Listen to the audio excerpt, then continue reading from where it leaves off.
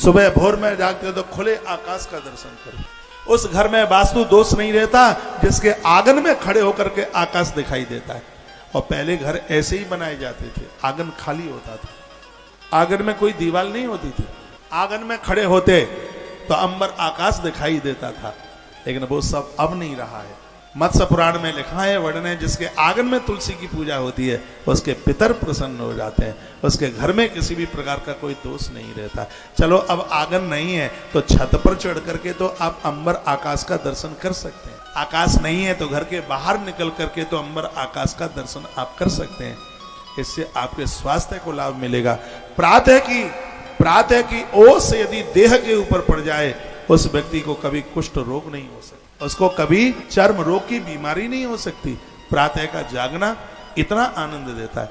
मैं जहां रुका हूं, सेवा कुंज में रुका हूं, इतना आनंद होता है। सुबह भोर में सब घूमता रहता हूँ, पेड़ों से बातें करता रहता हूँ, पेड़ों से लिपट लिपट करके बात करता हूँ और कहता हूँ भाई साहब तुम कैसे हो, पता नहीं पागल हो गया हम, क्या बात है, पर कपड़े तो नहीं पड़ते। मैं पीपल को आज बोल रहा था, दादा पीपल कर दो कृपा हमारे ऊपर। मैं उन्हें बोल रहा था दादा पीपल कर दो कृपा हमारे ऊपर, हमें आपकी आवश्यकता है। रोज पीपल का पत्ता ऐसे घिसो, अपने माथे पर लगाओ, कपोलों पे लगाओ, माथे में दर्द नहीं रहेगा कभी। ऐसा अग्नि प्राण मिले। ये तस्वीरें आप देख रहे हैं, यहीं की देख रहे हैं। जा मैं आपका थैंक यू बोलता हूं, धन्यवाद बोलता हूं। आपने हमारी रुकने की व्यवस्था बहुत बढ़िया करी है। आपके 100 में से 100 नंबर है पूरे। इतना बढ़िया स्थान है जहां पर पीपल से बात होती है, जहां पर बबूल से बात होती है। बबूल तो बड़ा अद्भुत यार है। वो कहता है कि मेरी दांतुन कर, मैं बुढ़ापे में भी दांत नीचे टपकने नहीं दूंगा। नीम की पत्तियां रोज खाता हूं उधर। नीम की पत्तियां आपके बालों को नहीं गिरने देंगी। नीम की पत्तियां चांद को गंजी नहीं होने देंगी। नीम की पत्तियां ये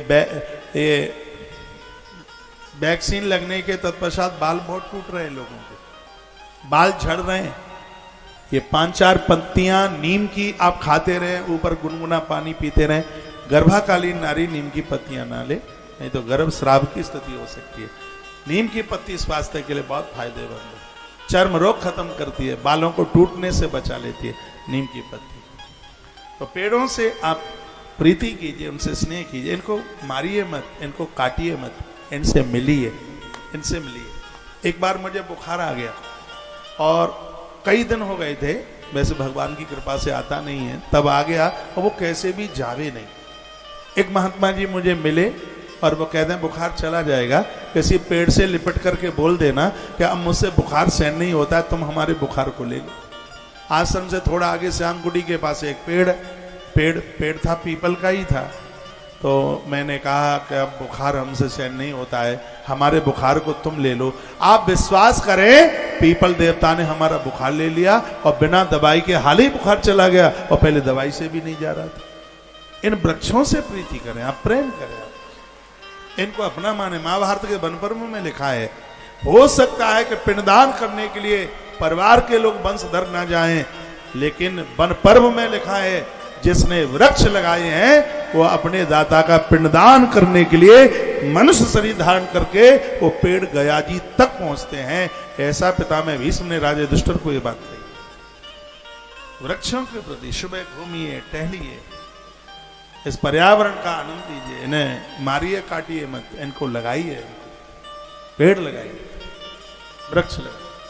आज अंधाधुंध पेड़ कट रहे हैं। आप तो बड़े बड़भागी हैं कि आप दिल्ली के जाम से बचे, आप दिल्ली के धुएं से बचे, आप बड़े भाग्यशाली हैं। मुझे यहां पर तो 70-75 के लोग अब 50 के नजर आते हैं। मैं जय किशन जी को मैं पूछ रहा था, मित्तल जी को, आज इन्होंने दीक्षा ली। मैंने इनको पूछा कि आपकी उम्र कितनी हो गई है। मैं वैसे पूछता नहीं हूं, लेकिन मेरा मन नहीं माना और मैंने इनको पूछ लिया। तो ये मुझे कहते हैं कि मैं 70 प्लस का हो गया। मुझे लग रहा, अरे आप तो अभी 49 के लग रहे हैं देखने में। तो है यहाँ के वातावरण का असर है। हमारे यहाँ तो 70 में लोग दिल्ली के आसपास तीर कमान बन गए हैं, बिल्कुल बिल्कुल झुक गए, बिल्कुल गिर गए नीचे, उनसे नहीं चला जाता बिल्कुल भी। 70 की उम्र में वो तो बिल्कुल रिटायरमेंट हो गया है उनका। यहाँ के पर्यावरण का प्रभाव है, यहाँ की हवा का प्रभाव है।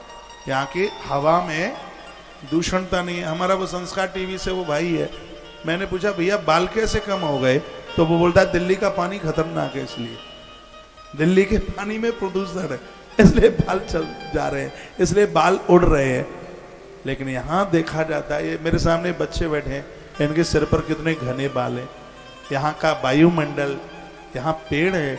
मैं काशी से चला तो एक भी मुझे नहीं मिला कोई ऐसा एरिया 1 किलोमीटर का भी जिसमें जंगल ना हो, जिसमें वन ना हो।